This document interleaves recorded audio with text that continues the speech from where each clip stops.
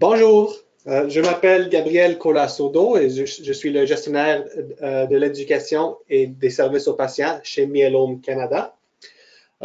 Merci de nous joindre ce soir pour cet webinaire éducatif sur les dernières nouvelles de la recherche sur le myélome présenté au H 2018. Notre présentateur ce soir sera le Dr Elie Kassouf, qui est hématologue et oncologue médical au Centre hospitalier régional de Lanaudière à l'Université de Montréal, Montréal-Québec.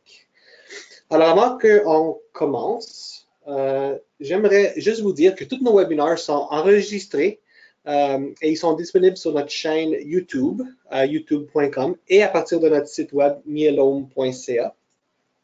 Sur YouTube, si vous tapez Myelome Canada dans la barre de recherche et vous cliquez sur Recherche, vous trouverez le premier lien, c'est notre page de Myelome Canada. Si vous souhaitez s'abonner à notre chaîne, vous recevez des mises à jour quand une nouvelle vidéo sera mise sur la chaîne. À partir de notre site web, sur l'onglet Ressources, vous cliquez sur Vidéo éducative de Myelome Canada et ça vous apporte à la page YouTube. Alors, à la fin du webinaire, je vais prendre des questions pour lire à Dr. Kassouf. Alors, comment poser les questions? Sur votre application GoToWebinar, on a un petit onglet qui écrit « Questions ». Si vous tapez votre question ici et appuyez sur le bouton qui dit « Send », je recevrai les questions et je les demanderai au Dr. Kassouf. Alors, sans tarder, je vais passer la parole au Dr. Elie Kassouf. Merci, docteur. Bonjour à tous. Je vais juste partager déjà mon écran. Parfait. Excellent. Bonjour tout le monde. Donc, je suis content d'être là. Je suis content d'être avec vous, avec Myelome Canada, faire cette première collaboration pour nous. En fait, c'est la raison de la présentation de ce soir, c'est un webinaire sur comment on peut incorporer les nouveautés qu'on a appris dans le dernier congrès de l'âge. Donc, l'âge, c'est notre congrès annuel d'hématologie. La majorité des nouvelles données sont présentées dans ce congrès et toutes les modifications et les changements qui vont s'incorporer dans notre algorithme de traitement viennent au fur et à mesure et on peut les prédire déjà après les présentations de toutes ces études. Donc, désolé, les slides sont en anglais parce que la majorité des slides et toutes les recherches en fait sont en anglais, mais toute la présentation sera parfaitement en français. Et si vous voulez, s'il y a quoi que ce soit comme question, je vais quand même partager mon adresse courriel. Si vous avez d'autres questions plus particulières concernant un cas particulier, vous êtes certainement avec plaisir pour m'envoyer par courriel. Donc, avant tout, juste passer mes conflits d'intérêt. Donc, j'ai donné des conférences à peu près avec toutes les compagnies et je suis sur le siège de tous les conseils consultatifs concernant les nouveaux traitements. Je veux juste mentionner quand même une chose, une grande partie aussi des diapositives m'a été fournie à travers un comité du Canadian Myeloma Ambassador Program. Donc, c'est un programme qui est purement éducationnel, qui est fait par plusieurs experts au Canada. Je partage quand même quelques diapositives que je vais en mentionner au fur et à mesure. Donc, un peu quelques études d'épidémiologie, un peu sur la lourdeur de ces diagnostics de myélome multiple et combien cette incidence est en train d'augmenter avec le temps. En fait, en termes d'incidence, l'incidence est en train d'augmenter. Pourquoi elle est en train d'augmenter? Parce que la population est en train de vieillir plus et on a aussi une croissance démographique. Sur les dernières statistiques canadiennes, c'était les statistiques qui ont été faites en 2015. En fait, en 2015, on a fait sortir comme une évaluation de projection dans le futur, comment on va avoir une augmentation d'incidence de chaque type de cancer. Certainement, dans le myélome multiple, on voit une augmentation qui est à peu près quand même, qui est considérée de 110% en projection par rapport à 2028 et 2032, ce qui est quand même une augmentation assez significative. L'augmentation ne vient pas seulement à cause de l'augmentation du pourcentage de la maladie, mais encore une fois, c'est vraiment une augmentation due à la croissance démographique, mais aussi à vieillissement de la population, tout en sachant que on est en train de diagnostiquer certainement plus de myélome multiple parce qu'on a plus accès aux prises de sang et à l'électrophorèse des protéines chez notre famille. En termes d'incidence, quand même combien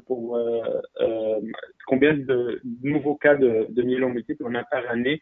Au Canada, on a un total de 2900 nouveaux cas, 1700 chez les hommes, 1200 chez les femmes. Au Québec, on a des incidents qui sont à peu près 685 confondus hommes et femmes de nouveaux cas de myélome multiple. Ça, c'est les incidences. Les incidences, c'est les nouveaux cas de myélome multiple. Les nouveaux cas par province, on peut les avoir aussi si on divisait sur Myélome Canada. J'ai dissocié les deux parce que les statistiques propres au Québec viennent de sortir de 2011 et étaient pas écrits avant de façon différente. En termes de la biologie et de l'évolution naturelle du myélome multiple, on sait tous que l'évolution vient d'une cellule normale, donc d'un plasmocyte normal, qui va acquérir des mutations génétiques au fur et à mesure de sa transformation en un myélome multiple. Et avant tout, on va passer par une étape qui est le MGUS, qui est une étape quand même stressante, pas seulement pour le patient, mais aussi pour l'équipe médicale, et surtout le myélome multiple qu'on appelle small cell SMM ou myélome multiple asymptomatique. C'est les premières phases de transformation d'une cellule plasmacytaire en un myélome multiple. Heureusement que pas tous les MGUS ou les gammopathies non significatives ou tous les myélomes asymptomatiques vont se transformer en un myélome multiple. On parle d'un pourcentage de 99% de patients qui ne vont jamais passer au stade ultérieur. Et dans le myélome multiple asymptomatique, on a quand même beaucoup moins, un peu moins, on a 90% des patients qui ne vont jamais développer un myélome multiple. Par contre, c'est l'évolution en général naturelle d'un patient qui va se transformer, d'une cellule normale qui va se transformer en un myélome multiple, avec acquisition au fur et à mesure de plusieurs anomalies génétiques qu'on peut voir avec le temps. Encore une fois, c'est une autre façon le même schéma, mais une autre façon de faire. Donc, la cellule normale, elle va se transformer, elle va commencer à sécréter une protéine. La protéine qu'on appelle une protéine M, qui est en fait un cumul d'immunoglobulines qui sont des anticorps sécrétés par la cellule du myélome multiple. Des fois, on n'a pas une sécrétion complète de l'immunoglobuline, on a une sécrétion simplement de la chaîne légère. À ce moment-là, on est devant un myélome multiple à chaîne légère. Le myélome multiple peut être seulement intramédulaire, peut être extramédulaire et causer à ce moment-là aussi des plasmocytomes. Et on a aussi une phase leucémique qui est beaucoup plus agressive et c'est une leucémie à cellules plasmocytaires.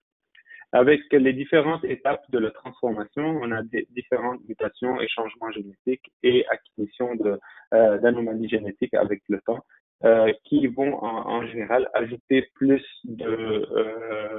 des fois plus d'agressivité, des fois plus de caractéristiques à chaque myélome multiple.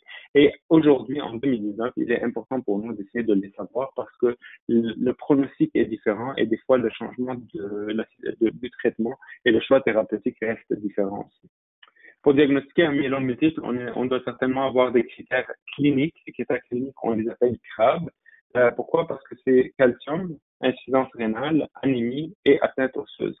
Et ça, c'est des critères qu'on appelle des critères cliniques. La majorité des patients se présentent avec une ou plusieurs anomalies. Et en général, on doit avoir une atteinte qu'on appelle une atteinte d'organe pour pouvoir diagnostiquer un myélome multiple. Ça, c'était dans la première définition dans le passé, puis la définition a changé au fur et à mesure. Et maintenant, on n'a pas vraiment besoin d'attendre d'avoir une atteinte d'organe, parce que ce qui est quand même, on a dit, ben, on va pas attendre devant un myélome multiple qu'on ait une insuffisance rénale pour dire, ben, maintenant, je dois traiter mon myélome multiple. On a par contre des critères qui sont des biomarqueurs qui peuvent nous dire, avant même que le rein soit attaqué ou l'anémie commence à apparaître ou qu'il y ait une atteinte osseuse, de dire que le myélome multiple est maintenant un myélome multiple symptomatique clinique et il nécessite des traitements. Et ces critères doivent être des critères biologiques. À ce moment-là, quand on fait une biopsie de la moelle osseuse, on trouve 60% de plasmocytes, ou qu'on peut avoir des chaînes légères kappa lambda dont le ratio est vraiment supérieur à 100 à 0,1. À ce moment-là, c'est un diagnostic vraiment biologique. Donc, encore une fois, indépendamment de la présence de symptômes cliniques qui sont l'hypercalcémie, l'insuffisance rénale, l'anémie ou l'atteinte osseuse. C'est sûr que maintenant, si on a une forte suspicion de myélome multiple, même devant un MGUS ou un léger pic monoclonal, la résonance magnétique est un test qui est de plus en plus conseillé quand on a une forte suspicion. L'accès à la résonance magnétique est une autre chose, mais l'atteinte, si on arrive à trouver une atteinte osseuse sur la résonance magnétique, ça devient un diagnostic d'un myélome multiple. Et à ce moment-là, on n'a pas besoin d'avoir une atteinte d'organes. On fait juste la biopsie manuelle et on fait une analyse génétique. Et on doit probablement commencer les traitements dépendamment de l'atteinte osseuse. Et ça, c'est la nouvelle façon aussi de faire les caractéristiques. On n'a pas seulement maintenant des atteintes d'organes pour dire que ça, on a devant un myélome multiple.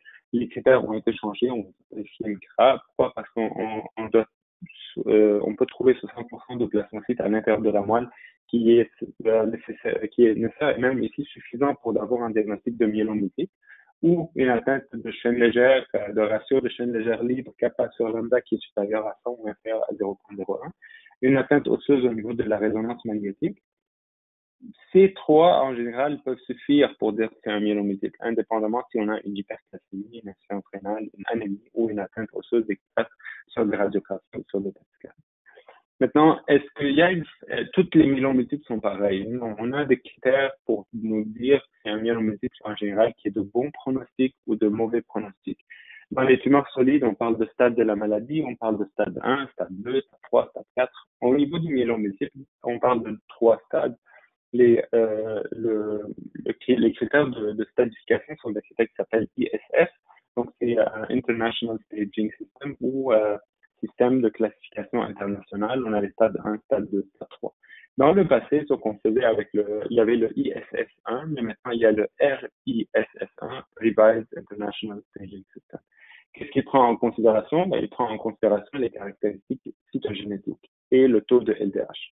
Et comme vous voyez, en général, les taux de survie sont complètement différents. En général, les patients qui ont un mauvais pronostic, donc qui ont un ISS3, donc un taux de bêta-2 microglobuline ou d'albumine, bêta-2 microglobuline qui est élevé à l'urine basse, et ou un haut risque cytogénétique, ça veut dire les lésions du CT, je vais les mentionner tantôt, ou qui ont un taux de LDH élevé. Ces patients, en général, ils ont un taux de survie à 5 ans, donc les patients 40%.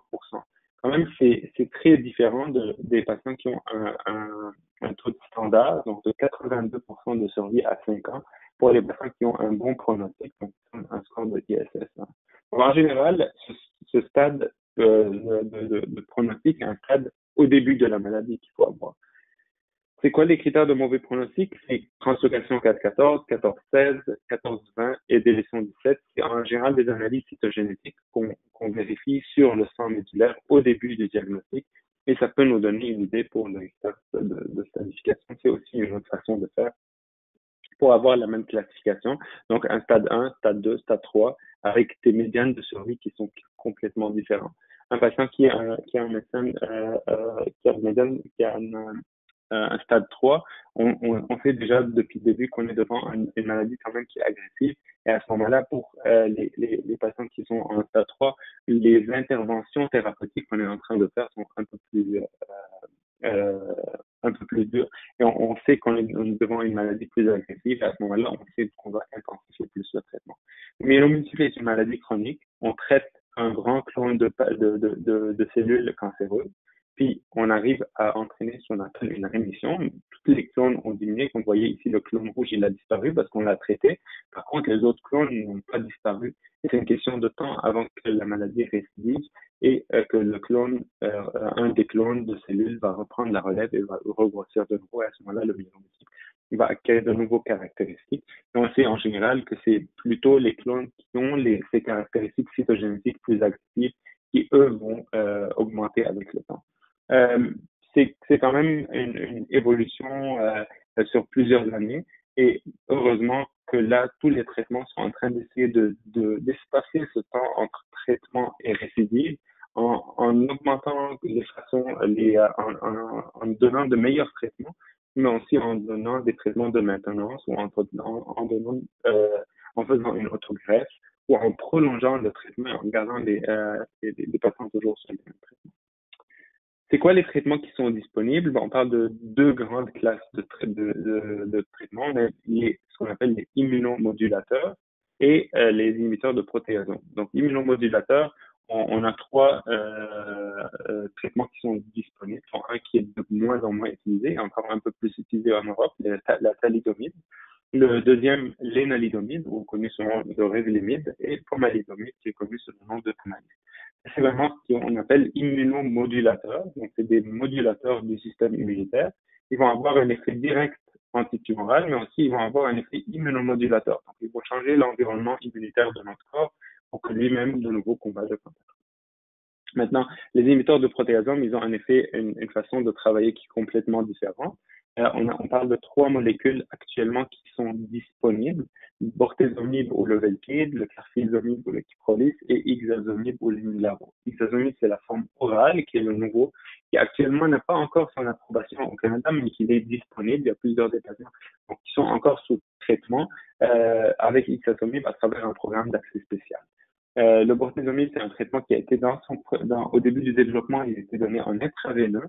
Puis on a trouvé que quand on le donne en sous-cutané, on diminue surtout les effets secondaires au niveau neurologique, mais on garde toujours la même efficacité. Le carfilzomib, la nouvelle génération, donc d'inhibiteurs de protéasomes, on l'associe maintenant au Revlimid. On peut le donner seul avec la dexaméthasone. C'est les trois qui sont actuellement maintenant disponibles. Comment ils fonctionnent, les émetteurs de protéasomes? Les émetteurs de protéasomes, ils obligent la cellule à se suicider en causant à l'intérieur de la cellule une accumulation de la protéine, de protéines cellulaires, ou disons de déchets cellulaires. À ce moment-là, la cellule va se suicider et va entraîner une certaine apoptose. Leur effet est vraiment cytotoxique, donc ils font conduire que cette cellule de myélome multiple va accumuler à l'intérieur des protéines ou des déchets cellulaires, et à ce moment-là, elle va finir par se dégrader à cause de son apoptose. De nouveau, beaucoup de nouveaux classes de médicaments. Aujourd'hui, je vais parler quand même d'une seule classe de nouvelle génération. Je ne vais pas parler de quelques médicaments, je vais parler d'immunothérapie, je ne vais pas parler de CAR T-cell, mais encore une fois, je reste disponible et mon courriel est disponible si vous avez des questions précises, mais parce que je pense que actuellement, ces nouvelles molécules ou ces nouvelles interventions sont encore en cours de développement. Par contre, les anti-CD38, et c'est quoi le CD38? On connaît tous maintenant le daratumumab, qui est un anticorps monoclonal. Un anticorps, on parle d'anticorps monoclonal, ça veut dire des gros anticorps qui vont aller cibler une certaine protéine particulière. Heureusement, dans les cellules du myélome multiple expriment à leur surface un marqueur qui est très puissant qui s'appelle le CD34, le CD38. Le CD38, c'est une protéine donc membranaire qui est surexprimée sur les cellules plasmacytaires du myélome multiple. Par contre, il y a une faible expression sur les cellules lymphoïdes ou les cellules myéloïdes, et surtout une faible expression aussi sur les cellules non hématopoïétiques, donc non sanguines. Le daratumumab est un des premiers qui a été développé. Là, actuellement, on a deux nouveaux anticorps qui sont en cours de développement, dont un qui est dans la dernière phase de développement en phase 3. Par contre, le daratumumab est déjà en chef de file dans cette classe de traitement. Donc, il a deux façons de travailler. Il a une action directe sur la cellule du myélome, mais aussi il a une action immunomodulatrice sur l'environnement tumoral. Le daratumumab, en général, un traitement certainement, il est intraveineux et il est donné sur une longue période de temps en infusion. Une des choses pourquoi il est donné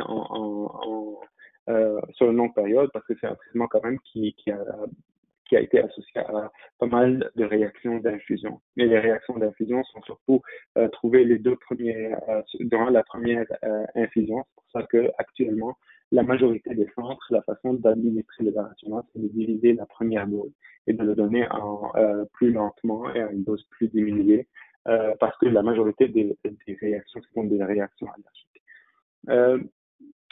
En termes de traitement, quand on donne les traitements pour le myélome, il faut savoir que les meilleurs traitements qu'on donne en premier sont les plus efficaces. Et si ce même traitement que je vais donner en premier, que ce soit une combinaison d'un, deux ou trois traitements, il va être plus efficace que je le donne au premier diagnostic, que si je le donne à la récidive, que si je le donne à la troisième récidive, à la quatrième récidive. C'est pour ça qu'au fur et à mesure qu'on avance dans le traitement et dans l'évolution de la maladie elle va répondre moins bien au traitement. Et notre meilleur traitement, c'est le traitement qu'on est en train surtout de donner en premier. l'évolution naturelle en général du myélome multiple est caractérisée par de la rémission et de la récidive. Donc, en général, ici, on a un myélome multiple asymptomatique qui devient actif, il est symptomatique. On commence la première ligne de traitement, on atteint un plateau de rémission, mais puis la maladie va récidiver. Cet intervalle, au fur et à mesure qu'on avance, on veut que cet intervalle soit le plus long possible. On veut que ce plateau soit le plus long possible. Mais malheureusement, on sait qu'il y aura une récidive. Et là, ici, on a introduit une deuxième ligne de traitement. Par contre, cette durée de rémission diminue au fur et à mesure qu'on avance pour aboutir à un traitement, à un stade de la maladie qu'on appelle une maladie récidivante réfractaire. Réfractaire à quoi? Mais réfractaire au traitement qu'on donnait auparavant. Par contre, ici, on parle d'une maladie récidivante. Donc, en général, on a une maladie nouvellement diagnostiquée, elle est symptomatique, puis on a une maladie récidivante quand elle commence à récidiver à plusieurs traitements, puis on parle d'une maladie réfractaire quand elle commence à devenir réfractaire à nos classes de traitement. Encore une fois, les immunomodulateurs et les inhibiteurs de protéasomes, parce que c'est les deux grandes familles de traitements qu'on est en train de donner ici, à part l'anticorps anticellulaire. C'est quoi l'objectif? L'objectif, c'est de donner une réponse complète. À chaque fois toujours, moi, quand je suis avec mes patients, je leur dis au début, on va ensemble comprendre surtout la maladie. Le diagnostic du myélome multiple n'est pas facile parce que c'est un diagnostic de cancer, c'est un diagnostic de maladie chronique et un diagnostic d'une maladie qui, malheureusement, on va jamais pouvoir guérir. Par contre, on va apprendre à vivre avec. Comment on va apprendre à vivre avec? Bon, on doit tous ensemble avoir une bonne collaboration et avoir aussi une bonne compréhension de la situation de chaque maladie. C'est pour ça que moi, personnellement, pour les patients, je leur dis depuis le début, j'explique vraiment bien c'est quoi le myélome multiple, qu'est-ce qu'on est en train de surveiller et c'est quoi notre objectif. Dans notre objectif, on veut avoir une réponse complète. Comment on définit une réponse complète? Ben, une réponse complète, c'est le maximum possible de diminution de toutes les traces de la maladie. Maintenant, les traces de la maladie, c'est un mot un peu vague, mais je l'ai utilisé en exprès parce que, en général, on peut dire, ben, moi, je vais éliminer complètement le pic monoclonal. Ben, j'élimine le pic monoclonal, il a disparu. Puis, je veux dire, ben, je veux plus que mes chaînes légères apparaissent. Parfait, je veux plus que l'immunoglobuline devienne supérieure à la normale. Là, on est toujours dans ce qu'on appelle actuellement, on atteint une réponse complète. Donc, ici, si je vois un patient avec qui le pic monoclonal a disparu, les chaînes légères sont devenues normales, là, on parle d'une maladie qui est en réponse complète. Par contre, de fur et à mesure qu'on avance, on a maintenant de nouvelles technologies qui sont capables d'aller rechercher le taux de la réponse à une échelle beaucoup plus moléculaire. Et ici, on parle de MRD, ou Minimal Residual Disease, ou maladie résiduelle minimale. Et plus on atteint une diminution de cette trace de maladie dans le corps, plus on sait que le temps jusqu'à progression de la maladie va être plus long. Et c'est ce temps qu'on veut, depuis le début, après notre traitement, l'étaler le maximum possible. Donc, on peut donner un traitement, on veut que le traitement se termine ici. Si on veut donner une autogreffe, si on veut donner une chimiothérapie, que ce soit par des comprimés ou des subcutanés, on veut les donner pour un certain temps, puis après, on veut décaler ce temps de la progression.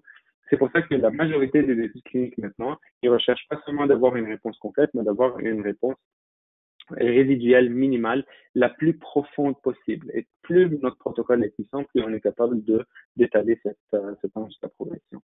Malheureusement, il y a beaucoup de patients qui n'arrivent pas à recevoir plus de lignes, une première ligne ou une ligne de traitement. Pourquoi? Parce que la maladie, elle récidive. Et quand elle récidive, il y a beaucoup de lourdeur des symptômes de la maladie. Et la maladie, des fois, on n'arrive pas à donner de nouveau des traitements aux patients. Et à ce moment-là, au fur et à mesure qu'on avance, il y a quand même, on perd le tiers de chaque pourcentage de patients qu'on a entre la première ligne à la deuxième ligne, à la troisième ligne, à la quatrième ligne, parce que les patients progressent très rapidement. À ce moment-là, on n'a plus on perd la capacité de donner un nouveau traitement.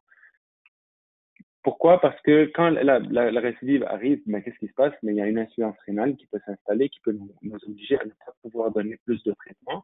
Il y a une atteinte extramédulaire, qui sera avec apparition de plasmacytome ou une leucémie plasmacytaire qu'on va aller atteindre.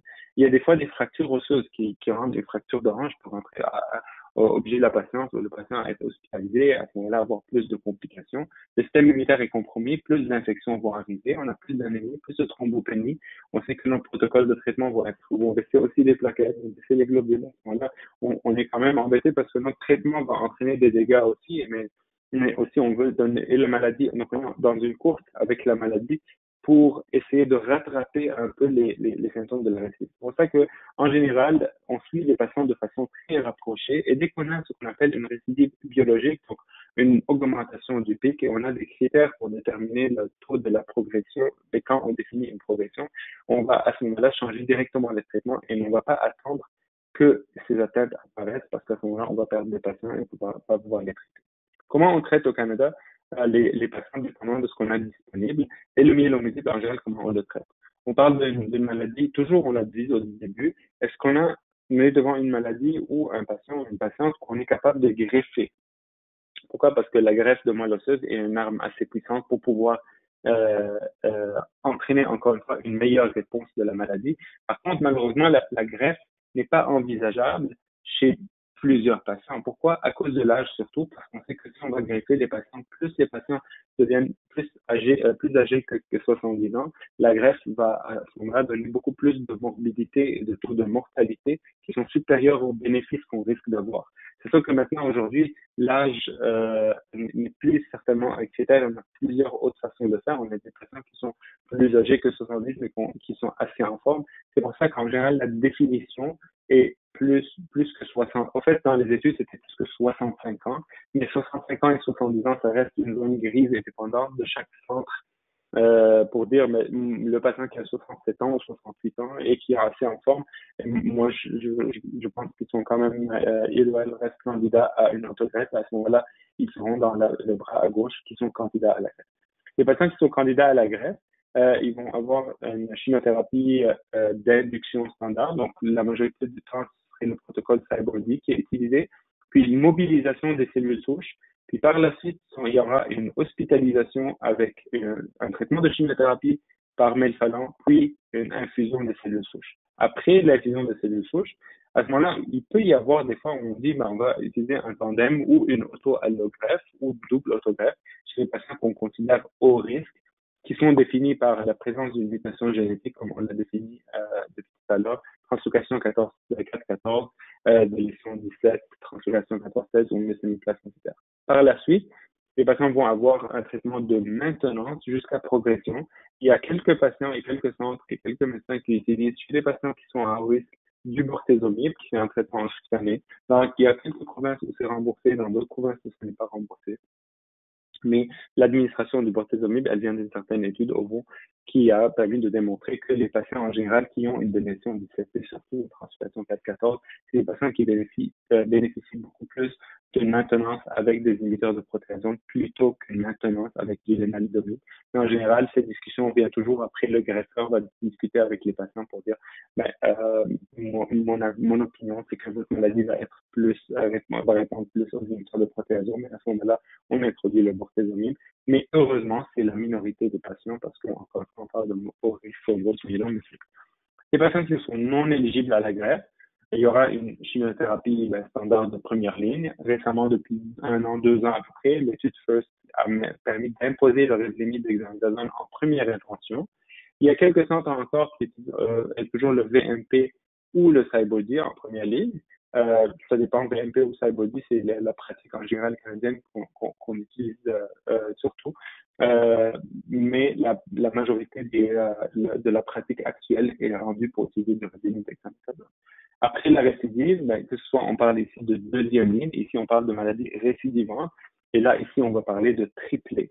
Depuis quelques mois, on a eu l'approbation au Canada de 3 traitements qui sont traitements qui sont quand même assez puissants.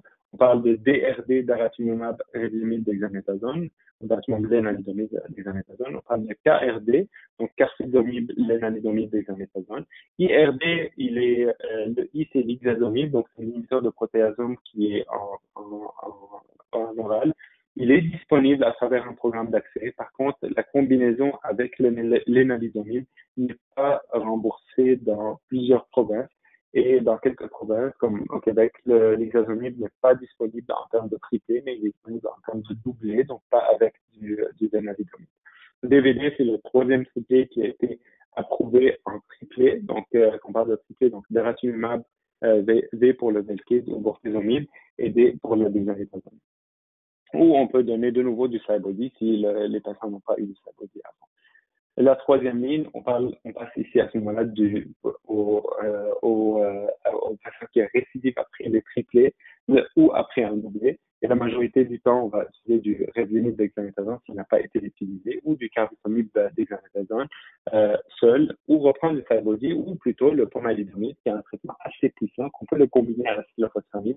Et c'est un traitement quand même qui est assez bien toléré et un traitement complètement oral. Par la suite, le médecin va aller choisir pour ce qu'on n'a pas utilisé en première, deuxième ou troisième ligne, et dépendant certainement de la cytogénétique et encore une fois de la rapidité de la progression. Donc ça, c'est en général le schéma actuel partout dans 95% des centres au Canada, dépendamment, ça peut changer d'un centre à l'autre, mais la majorité de la pratique, ça a été adapté de Nova Scotia, mais en fait, j'ai fait quelques petites modifications sur ça parce que c'est ce qu'on utilise partout, dépendamment de tous les remboursements qui existent. Le protocole d'induction est partout le même et ça n'a pas changé. Par contre, qu'est-ce que l'âge nous a apporté ou va nous apporter dans le futur? Je ne vais pas rentrer dans tous les détails, encore ça par manque de temps, je vais laisser 10 minutes après. Et je me suis attardé un peu au début parce que les diapositives, vous allez les avoir. Et si jamais il y a une question particulière sur une étude qui était particulière, je suis même disponible pour en discuter. Donc, en termes d'induction, donc avant, chez les patients qui sont éligibles à la greffe, est-ce qu'on peut faire mieux que le Cybody qu'on fait actuellement? Il y a 4 études qui ont été utilisées, qui ont été présentées, dont la première qui s'appelle l'étude LIRA. En fait, c'était une étude, pourquoi j'aime cette étude? Parce qu'elle était faite dans des hôpitaux communautaires, c'était une phase 2. On a dit, si on donne du Cybody, parce que dans les hôpitaux communautaires, la pratique aux États-Unis, c'est de donner le protocole VRD, donc Velcade, Revlimid, dexamethasone, en induction avant la greffe. Ce n'est pas encore un triplé de traitement approuvé au Canada. On espère que ça soit approuvé bientôt parce que c'est un protocole qui est associé avec des taux de réponse qui sont assez élevés. Par contre, l'étude LIRA, c'est une étude de phase 2. Donc, quand on parle de phase 2, c'est juste un bras. Ils ont ajouté le daratumumab au Cybody chez des patients qui étaient non éligibles et des patients qui étaient éligibles à la greffe. Puis, par la suite, ils ont eu aussi 12 cycles de maintenance. Il y avait quand même pas mal de patients qui avaient des hauts risques cytogéniques. 36%, c'est un peu plus élevé que ce qu'on voit habituellement dans la pratique courante. En général, c'est un peu moins que ça de haut risque. Encore une fois, haut risque, c'est défini par des lésions du CT 414 ou 416. Je vais juste passer directement à la partie qui nous intéresse.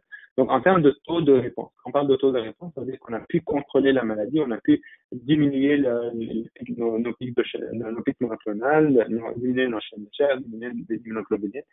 C'est quoi le taux de réponse? Le taux de réponse, c'est 79% à 81% après la fin de 6 cycles de traitement. Donc, ces patients, il y a une diminution de leur chaîne légère. Pas une stabilisation de la maladie, c'est une diminution de chaîne légère. Quand même un beau taux de réponse qui est de 80 à 79%, indépendamment chez les patients vont avoir de la greffe ou pas.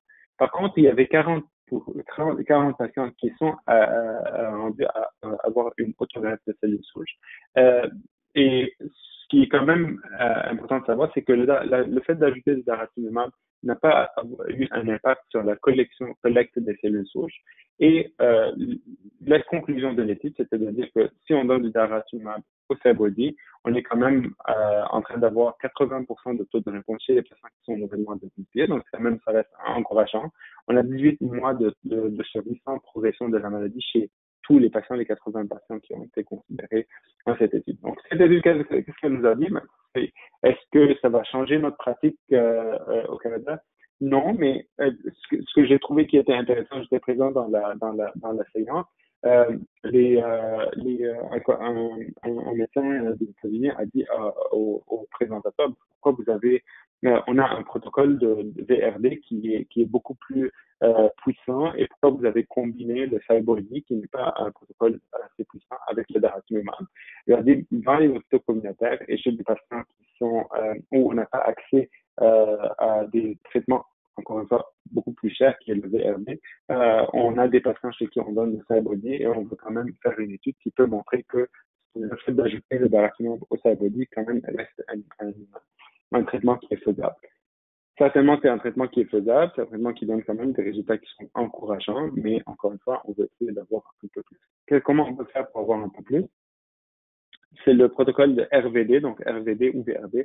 C'est un protocole de traitement qui est partout utilisé dans les États-Unis, basé sur 2 grandes études de phase 3 qui ont donné un taux de réponse de 95%. Donc, le VRD donne un taux de réponse de 95%.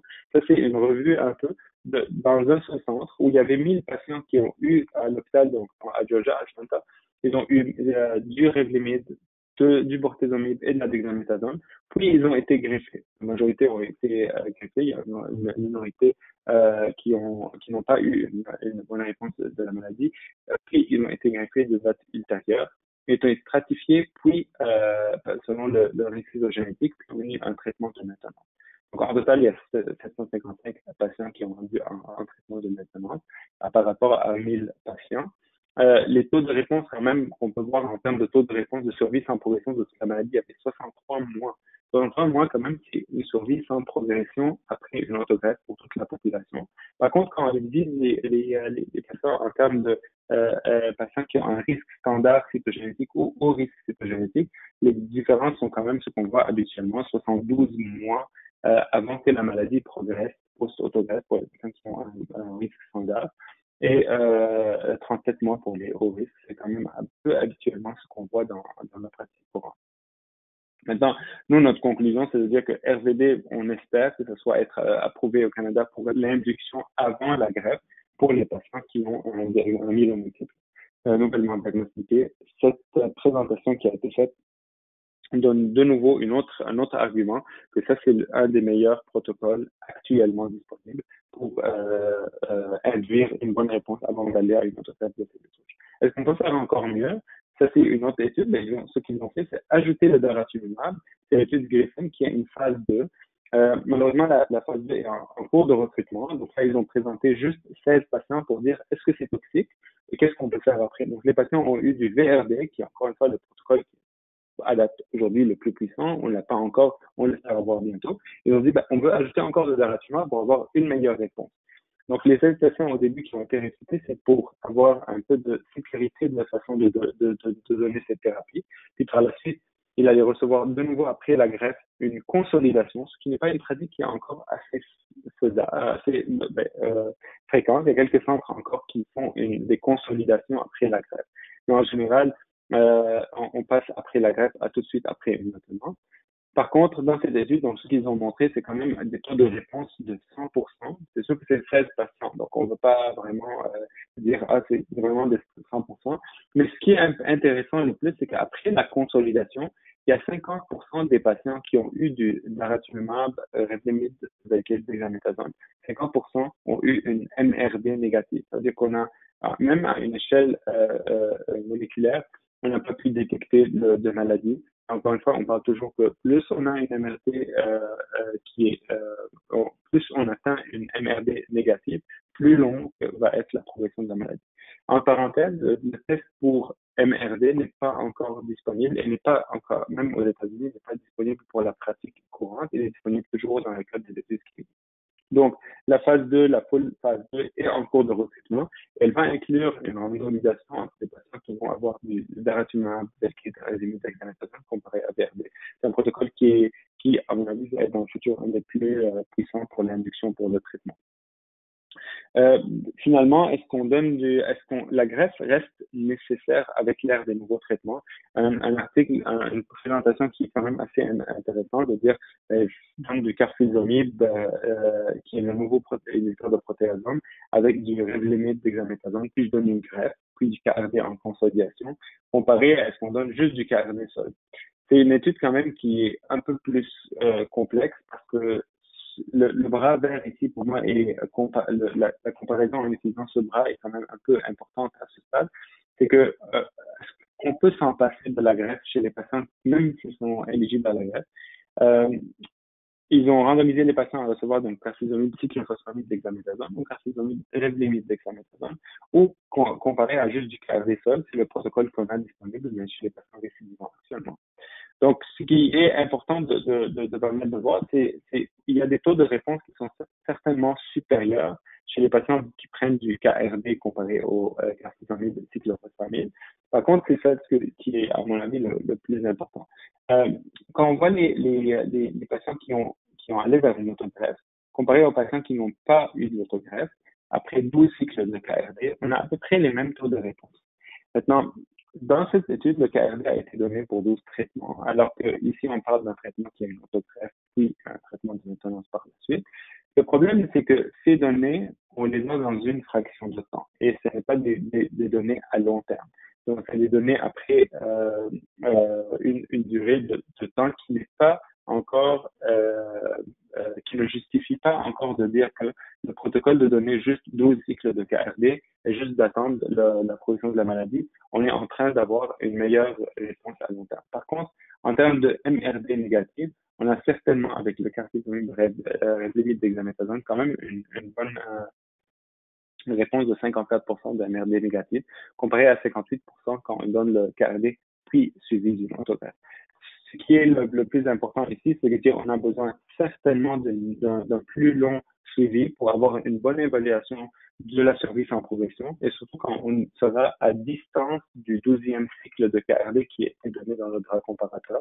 Et certainement, les données de survie globale vont nous permettre de dire est-ce que la greffe de la moelle osseuse reste une nécessité dans l'ère des nouvelles thérapies. Actuellement, aujourd'hui, certainement que oui, et ces données de cette étude ne peuvent en aucune façon justifier de ne pas faire une greffe chez les patients qui sont éligibles à la greffe, mais ça reste quand même que c'est important pour, surtout au niveau du taux de réponse de ces patients. La maintenance, qu'est-ce qu'on a pour la maintenance? Deux volets, deux présentations qui sont quand même assez importantes. La majorité des patients actuellement au Canada, 95% des patients, on leur propose un traitement de maintenance. Un traitement de maintenance et de Revlimid basé sur la méta-analyse, dont une des méta-analyses de 3 études, dont une de ces études, c'est la CalGB, qui, en fait, elle a montré ça, c'est que quand on donne le Revlimid, on a certainement un avantage de survie. Dans cette étude, ce qu'ils ont fait, ils ont ajouté le bras de crossover. Le crossover, ça veut dire qu'un patient, quand il a été randomisé, dépendamment des restrictions de l'étude, donc de commencer le Revlimid dans les 100 jours directement après la randomisation. Dans cette étude, dans cette présentation, ce qu'ils ont fait, c'est qu'ils ont, parce qu'il y a quand même 76% des patients qui n'ont pas progressé après la greffe, mais qui n'étaient pas applicables pour recevoir tout de suite leur Revlimid, ils l'ont reçu par la suite. Ici, ils ont été inclus dans l'analyse finale. Et dans cette analyse, on continue à voir un effet certainement bénéfique au niveau de la survie globale quand on inclut les patients qui ont fait un crossover, donc ils ont commencé le Revlimid 100 jours et plus après l'exclusion de la greffe. Donc ça reste quand même, ça va dans la même direction, c'est que le Revlimid en maintenance a été associé à un gain de survie globale qui est supérieur à 3 ans quand on fait un ajustement au niveau du crossover. C'est sûr que malgré que le bénéfice chez les patients qui ont fait un crossover et a été maintenu, il est important toujours de commencer quand même le Revlimid plus proche de l'autogreffe. La pratique en général la plus courante est de le commencer 6 mois avant l'autogreffe, par exemple, pour moi. C'est la pratique la plus courante. Maintenant, est-ce qu'il y a un autre traitement de maintenance? Oui, il y a l'ixazomib, qui est le nouveau inhibiteur de protéasome oral. Il a été randomisé, donc ils ont présenté l'étude tourmaline ML3, où les patients ont été randomisés 3 pour 2 pour recevoir de l'ixazomib, mais ici c'était comparé à placebo, donc ça n'a pas été comparé à Revlimid pour dire est-ce que c'est mieux que le Revlimid. L'ixazomib, pour l'utiliser plusieurs fois, c'est un traitement quand même qui est assez facile à tolérer. C'est un traitement qui est donné une fois par semaine, 3 semaines de suite, puis une semaine de repos. Il a été donné ici dans cette étude pour un maximum de 26 cycles. pas jusqu'à progression. La maintenance avec le Revlimid actuellement, c'est de le donner jusqu'à progression. L'ixazomib dans cette étude a été donné pour 26 cycles en total. Et là, c'est des analyses de service en progression. Je ne vais pas rentrer dans les détails par la question de temps, mais ce qu'on a dans les premières données, on n'a pas encore les données de survie globale. Par contre, dans Revlimid, on a des données assez matures pour nous montrer quand même qu'on a un avantage de survie globale. Ça veut dire que les patients qui prennent le Revlimid vivent beaucoup plus longtemps. Par contre, avec Ixazomib, ce qu'on a actuellement, c'est qu'il y a un avantage en termes de survie sans récidive. Ça veut dire que les patients qui continuent à prendre l'Ixazomib après la greffe, ils ont une médiane de survie sans que la maladie récidive d'à peu près 26,5 mois. Donc, on diminue de à peu près 40% le taux de survie sans progression si les patients prennent l'Ixazomib par rapport à ne rien prendre après une autre greffe. Est-ce que ça va changer notre pratique? Ben, ce qui est quand même important de le voir, c'est que les patients qui prennent l'Ixazomib et qui ont un haut risque cytogénétique et qui ont une maladie agressive ont quand même bénéficié de cette stratégie en termes de survie sans progression. Et ça, c'est une donnée quand même, à mon avis, qui est assez importante parce que si on veut fouiller un peu dans les données de Revlimid, le bénéfice le plus moindre qu'on voit de l'ajout du Revlimid en maintenance, c'est surtout chez les patients qui ont un haut risque cytogénétique. Maintenant, ce n'est pas une définition actuellement qu'il faut, ce n'est pas quelque chose qui doit maintenant changer notre pratique, mais qui doit être pris en considération dans l'évaluation ultérieure. Possiblement, l'ixazomib en maintenance, il est certainement plus efficace dans cette situation ou certainement plus conseillé dans cette situation, tout en sachant que le Revlimid a montré un avantage en termes de survie globale et pas en termes de survie sans progression de la maladie. Donc, en gros, oui, c'est un traitement qui a été bien toléré, un avantage en termes de survie sans progression, mais on a certainement besoin de données pour avoir un avantage en termes de survie globale. Mais dans les patients qui ne sont pas éligibles à la greffe, en termes de première ligne, ici, au Canada, on leur donne du Revlimid dexaméthasone. Dans la majorité des cas, c'est le traitement. Donc, on donne cette combinaison basée sur l'étude creuse, ou on peut donner le Cybody ou le VMP quand on veut commencer avec l'inhibiteur de protéasome. La majorité des médecins qui commencent en général avec l'inhibiteur de protéasome, c'est de voir une maladie qui est un peu plus agressive, quand on a une atteinte rénale qui est très rapide, et certainement des analyses un profil cytogénétique ou un profil ISS qui est quand même élevé. Est-ce qu'on peut faire mieux? Je vais présenter deux études dont une qui peut changer notre pratique dans le futur. Le VMP est le traitement, donc encore, qui est un des traitements qui est aussi le plus utilisé en communauté, aussi comme le Cybody, le V c'est le Velcade, c'est le même talent, ou on peut donner aussi le Velcade avec la cyclophosphamide. Donc, si on associe le daratumumab au VMP, est-ce qu'on associe l'étude Alcyon? Donc, il a été associé pour 9 cycles, puis on a poursuivi le daratumumab par la suite. Ce qu'on peut voir ici, c'est quand même, on a un net bénéfice en ajoutant le daratumumab au VMP comparé à ajouter juste le VMP seul, avec une médiane qui n'a pas été atteinte après 30 mois. C'est quand même un avantage. On diminue de 60% le risque de progression de la maladie si on ajoute le daratumumab au début du diagnostic. C'est quand même des résultats qui sont très, très, très, très encourageants pour cette combinaison. Et surtout, ce qu'on peut voir, c'est qu'on augmente le taux de MRD, donc de maladies résiduelles négatives, chez les patients qui reçoivent la combinaison avec le daratumumab, comparé à juste 7% quand on a juste le VMP tout seul. Et même la deuxième service en progression, donc même avec l'ajout d'un deuxième traitement. Ces données en général de PFS2, on les utilise dans nos statistiques avant d'avoir les données pour la survie globale. Parce que les données de la survie globale, maintenant, sont encore très tôt pour l'avoir. On sait qu'à 36 mois, même en tenant compte du deuxième traitement qui a été donné après le daratumumab, après le VMP, le DARA-VMP continue à avoir un net avantage avec un 40% de diminution de risque de progression de la maladie. La deuxième présentation, c'est on parle de daratumumab, donc Revlimid dexaméthasone, c'est la pratique courante. Est-ce que si on associe daratumumab, ça reste on a encore ce bénéfice? L'étude Maya a été présentée en late breaking abstract, donc c'est une présentation qui s'est présentée la dernière après qu'on a eu les données juste avant la conférence de San Diego.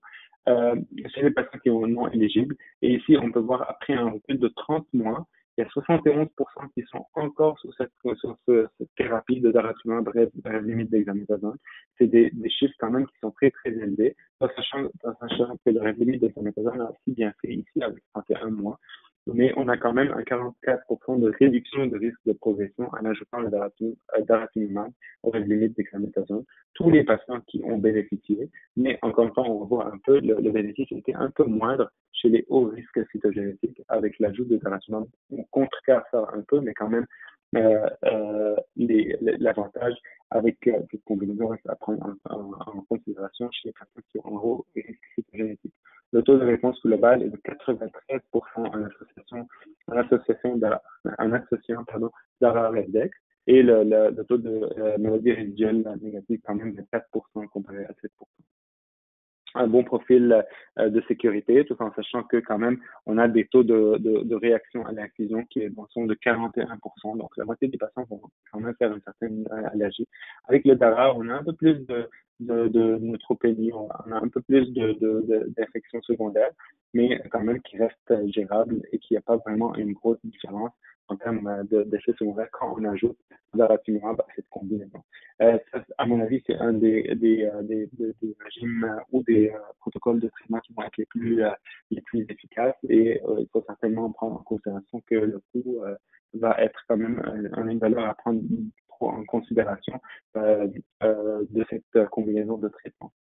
La dernière chose, donc les traitements de deuxième ligne ou les traitements non réfractaires. Donc, on sait que DRD, KRD, DBD ont été approuvés. J'ai quand même dit juste 2 mots sur les données à 3 ans de données, la combinaison du daratumumab Revlimid dexamethasone.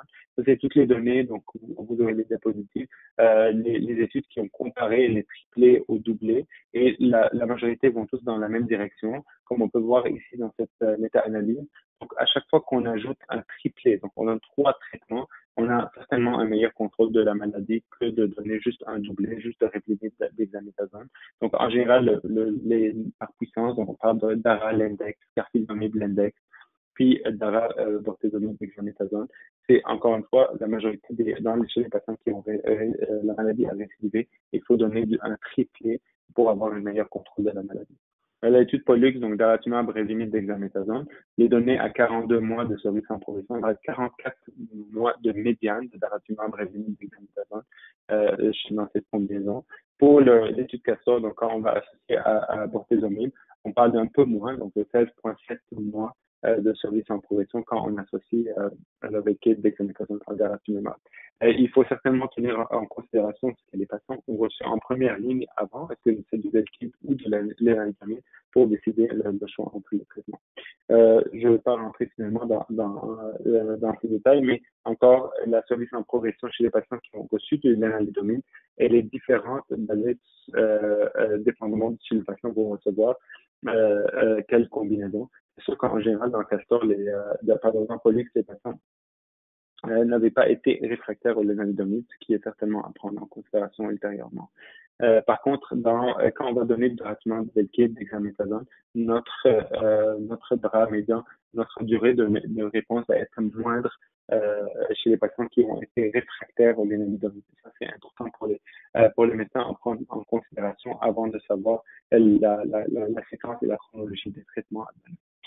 Finalement, ça c'est ma dernière diapositive. Une diapositive quand même qui montre qu'on a fait beaucoup d'avancées. La survie médiane à 5 ans, dépendamment depuis 20 ans jusqu'à maintenant, a, à mon avis, plus que doublé. Et cette courbe est toujours en courbe ascendante. Notre survie globale, notre survie médiane à 5 ans est en train certainement d'augmenter, surtout avec l'arrivée de nouveaux traitements, mais aussi avec les meilleures gestions des effets secondaires, les meilleurs programmes éducationnels et meilleure collaboration avec tous les intervenants dans cette situation. Et je vous remercie, j'ai dépassé un peu le temps, mais je reste disponible pour toutes autres questions. Merci, Dr. Kassouf. C'était une excellente présentation, très informatif. Alors, on a une question. Avant que je vais la lire, juste pour rappeler tout le monde, pour demander des questions sur votre application GoToWebinar, il y a un onglet questions. Vous pouvez taper votre question dedans la boîte, appuyer sur le bouton Send et je vais recevoir la question. Alors, la première question, c'était à propos, plus tôt dans votre présentation, la question est, vous parlez des statistiques des récidives, mais qu'est-ce qu'il y en est des patients ayant reçu une autogreffe et une allogreffe? Quelles sont leurs statistiques de récidive? Et avons-nous statistiques sur le nombre de patients qui recevront un greffe et allogreffe? Malheureusement, je ne l'ai pas maintenant, mais je peux retrouver les chiffres. La seule chose, c'est que les patients qui vont avoir autogreffe, allogreffe dans le myélome multiple, on parle toujours de patients chez qui la maladie a certainement un profil cytogénétique assez agressif. Pourquoi? Parce que pour aller vers une auto-allogreffe, donc on est devant certainement une médiane ou une médiane de survie qui est moindre à ce qu'on a dans les maladies qui ont un risque standard. Quand on va aller vers une auto-allogreffe, après l'allogreffe, on est face à 2 ou 3 complications qui peuvent arriver. Un, le risque de récidive reste présent. Maintenant, avec les nouvelles façons de trouver une MRD après l'allogreffe, on est capable de un peu mieux savoir la situation, le risque de récidive. Par contre, après l'allogreffe, on a aussi les risques de GVH qui peuvent aussi menacer la survie et le risque de récidive de la maladie et quel traitement on peut donner. Il y a plusieurs traitements qui deviennent pour le myélome multiple à ce moment-là vont augmenter le risque de GVH, comme on peut voir de plus en plus. Donc, ce n'est pas vraiment un chiffre clair qu'on peut avoir après une certaine maladie qui a reçu un protocole X, Y ou Z, parce que ce n'est pas des populations de patients qui restent homogènes pour avoir un chiffre qui va aller pour tout le monde. Le chiffre varie dépendamment du risque cytogénétique avant l'auto-allogreffe, de la situation du patient, de l'âge du patient, de la tolérance à la greffe, de la réponse qui a été pour laquelle on a abouti avant d'aller à l'allogreffe et surtout du temps de la récidive après une greffe. Donc, ce n'est pas vraiment, on parle toujours de la même population de patients qui ont un risque cytogénétique assez élevé et on n'a pas assez de données assez solides parce qu'il n'y a pas beaucoup de patients qui ont dans de très, très larges études. Je sais qu'à Maisonneuve, Rosemont, ils ont eu une étude dans les 3 dernières années où ils ont cité 10 patients, une dizaine de patients qui ont reçu une auto-allogreffe, mais c'est toujours des patients qui aboutissent à avoir cette réponse, c'est les patients chez qui la maladie est la plus agressive et dont le pronostic est assez sévère. On parle toujours de médiane ici, comme on avait parlé avant, donc médiane de survie de 40% à 5 ans, mais c'est tout confondu, donc des patients qui ont eu une agreffe, autogreffe, allogreffe ou qui n'ont pas eu de greffe. Le chiffre exact que je peux vous donner, je peux aller le chercher, je peux vous le répondre après plus tard à la question, mais à mon avis, ça reste un chiffre qui est dilué par plusieurs facteurs, des patients qui ont récidivé et des patients qui n'ont pas récidivé. OK, merci.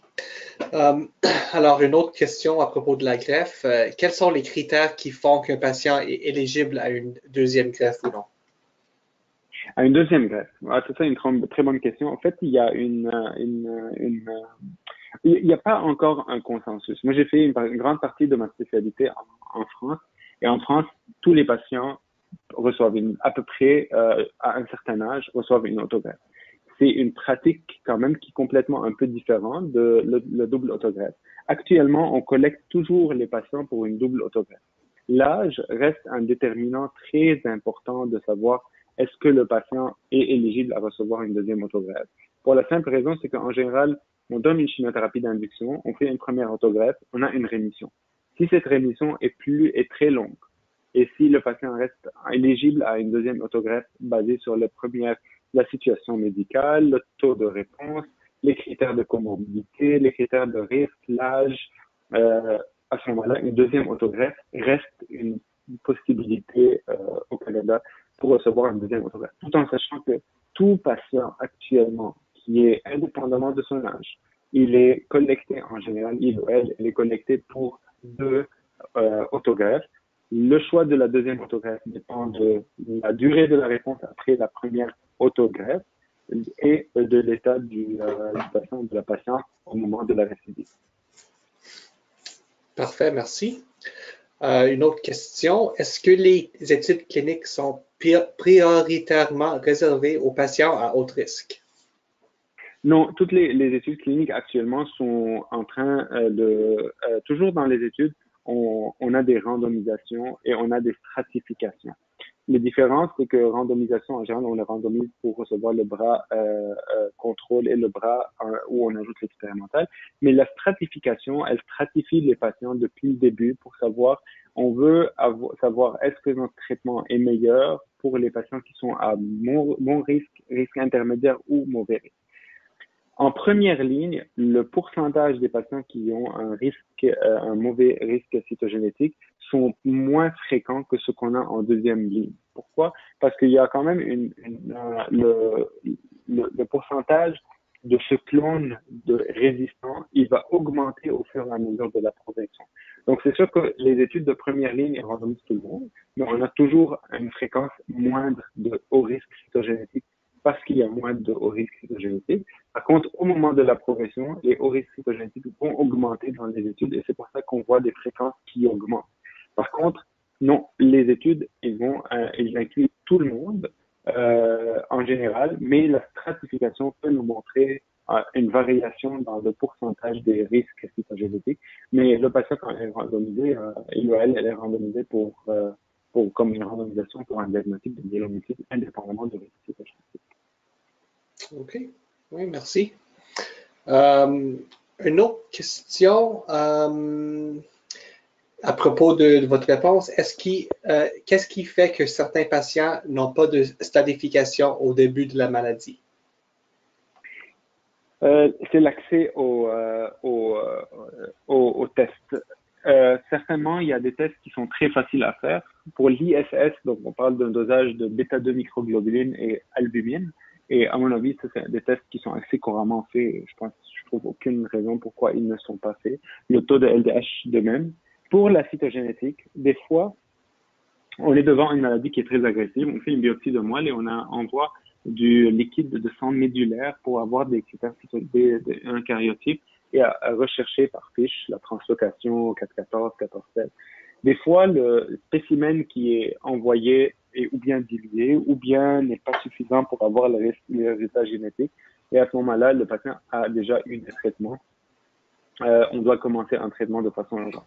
Mais la majorité des patients qui ont en général un diagnostic de myélome multiple doivent avoir une biopsie de moelle avec une aspiration, une cytométrie de flux et un karyotype, une cytogénétique. Et les études cytogénétiques sont faites sur le sang médulaire.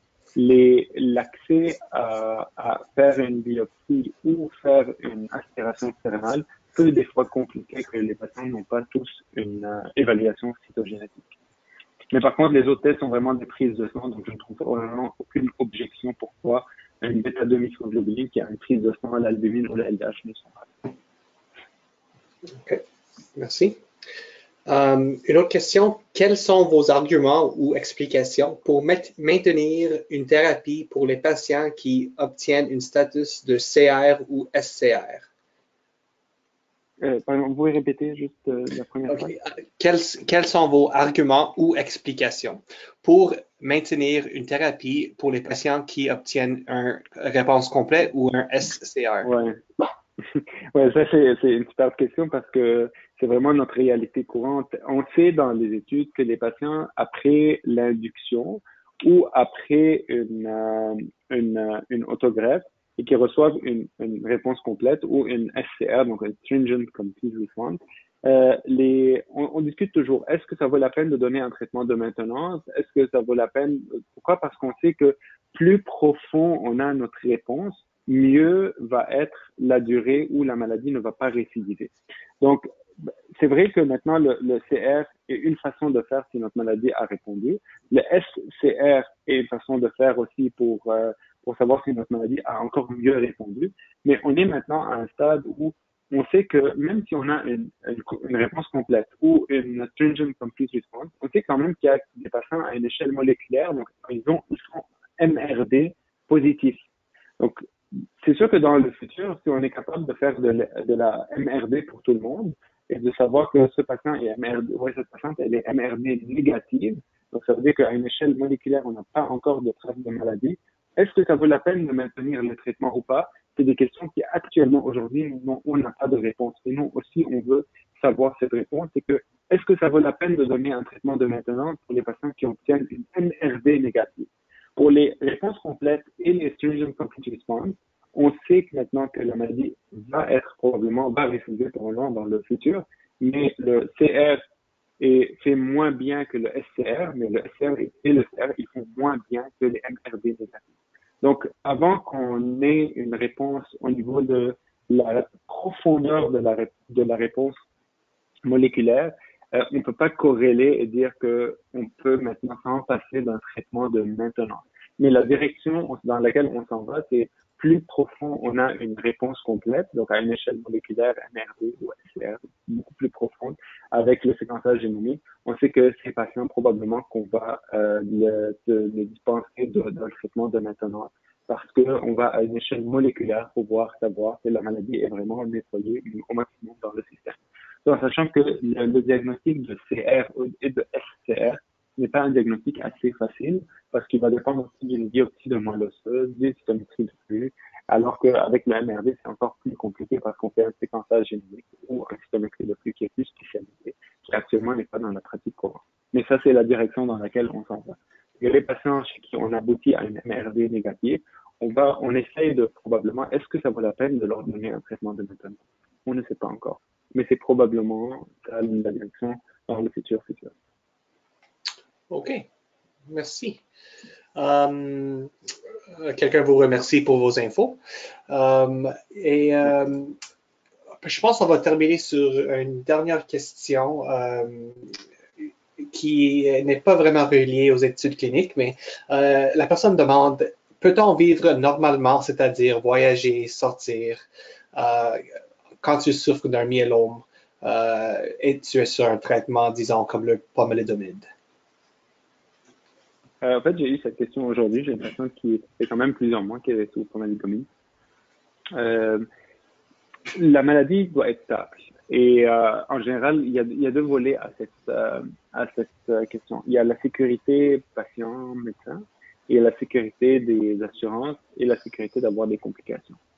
C'est sûr que en général, dans les premiers 6 mois de diagnostic, de récidive ou de traitement, on déconseille les voyages pour la simple raison, c'est que devant une maladie qui n'est pas encore stabilisée, les risques de complications, que ce soit des complications imprévues d'infection, d'embolie pulmonaire, de phlébite, peuvent survenir. Et le problème des complications de ce genre, c'est qu'ils vont obliger des hospitalisations où l'assurance n'est pas en train de couvrir. Donc, en général, personnellement, je déconseille un voyage avec des traitements qui viennent d'être instaurés. Par contre, au fur et à mesure qu'on avance dans la maladie est devenue contrôlée. Les globules blancs sont devenus quand même stables parce que rendu au pomalidomide, c'est sûr qu'on est déjà au 3e ou 4e ligne de traitement. Ça veut dire que la maladie, la moelle osseuse est quand même un peu fatiguée, les globules blancs sont un peu bas, on a peur d'avoir des infections ou des pneumonies, on veut quand même que les patients, quand ils vont voyager, il y ait quand même une certaine sécurité.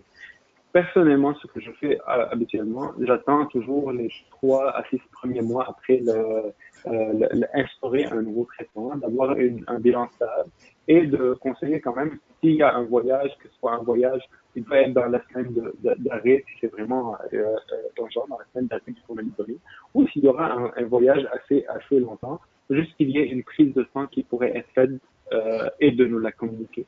Actuellement, tous mes patients sont en Floride, qui sont sous 2e ligne de traitement, que ce soit par Revlimid, dexamethasone ou du pomalidomide. J'ai 2 patients qui sont en Floride. La seule chose que j'exige, c'est qu'il y ait un médecin de famille avec qui je peux communiquer s'il y a un séjour qui est plus que 3 à 4 mois. Et la deuxième chose, qui ont accès à une prise de sang. La prise de sang peut nous faire savoir un peu le risque d'attraper des infections et certainement on va rattraper à ce moment-là une certaine récidive avant qu'il y ait une complication. Et on a quand même un certain suivi un peu rapproché avec les patients. Mais avec les traitements, les objectifs du traitement qu'on est en train de faire, c'est de donner une qualité de vie. Si on est devant une maladie chronique et qu'on dit au patient non, vous n'avez pas le droit de voyager, qu'est-ce qu'on est en train de gagner? On est en train de donner et d'améliorer notre traitement pour donner une qualité de vie pour que les patients puissent avoir leur train de vie normal, voyager quand ils veulent, mais aussi voyager en sécurité. Donc, l'important, c'est d'établir un lien de communication qui est efficace mais aussi de ce qui soit sécuritaire. Les traitements, ça va être des traitements de chimiothérapie avec des risques d'infection, de phlébite ou de complications, mais qui sont gérables et qui doivent certainement être pris en considération. OK, merci. Alors, pendant que vous répondez, il y avait juste une autre question. Est-ce que vous avez le temps juste pour une dernière Oui, ou, certainement, oui. Oui. oui? Alors, comment connaître son risque génétique? Donc, le risque cytogénétique est établi avec, en général, tous les patients qui ont eu une biopsie ostéomédulaire avec une aspiration de moelle au début du diagnostic. Il y a quelques patients qui auraient, à la récidive aussi, on va aller rechercher, mais ça, c'est pas la pratique courante de répéter les biopsies de moelle ou l'aspiration médulaire pour avoir un risque cytogénétique. Mais la majorité des patients en général qui ont un diagnostic de myélome multiple ont eu une biopsie de moelle osseuse avec une aspiration de moelle, aspiration du liquide médulaire, et on envoie le liquide médulaire pour des tests de cytogénétique. Donc, tout patient ou patiente qui a eu un diagnostic de myélome multiple et qui ont passé une aspiration de moelle avec une biopsie de moelle, théoriquement, le médecin a envoyé un échantillon de sang pour évaluer le risque cytogénique. Si ça n'a pas été fait, ce n'est pas un problème, ce n'est pas un problème majeur qui dit que ça veut dire qu'on ne peut jamais le savoir. Non, à ce moment-là, on peut refaire une biopsie de moelle ou peut-être seulement une aspiration de sang médulaire de façon thermale, sans avoir une biopsie osseuse et envoyer l'échantillon pour une analyse cytogénétique qui peut nous déterminer à ce moment-là le risque cytogénétique à ce stade. Il ne peut pas retourner en arrière, mais il peut nous dire aujourd'hui c'est quoi notre risque cytogénétique. OK. Merci. Alors, on va terminer là. Merci, Dr. Kassouf. Je rappelle à tout le monde que ce webinaire a été enregistré et ça va être sur notre chaîne YouTube dès demain, peut-être en après-midi. Alors, merci encore, Dr. Kassouf. C'était une bonne première collaboration ensemble et on espère de travailler avec vous dans le futur. Avec plaisir. Je vais vous envoyer mon adresse courriel. Les patients vraiment sont avec plaisir, ils peuvent communiquer avec moi. Il y a autre question parce que on a déjà dépassé le temps. Donc. Mais c'est ça, je vais être disponible pour toute autre question. Parfait. Merci. Bonne soirée. Bye bye. Bye. Bonne soirée. Bye.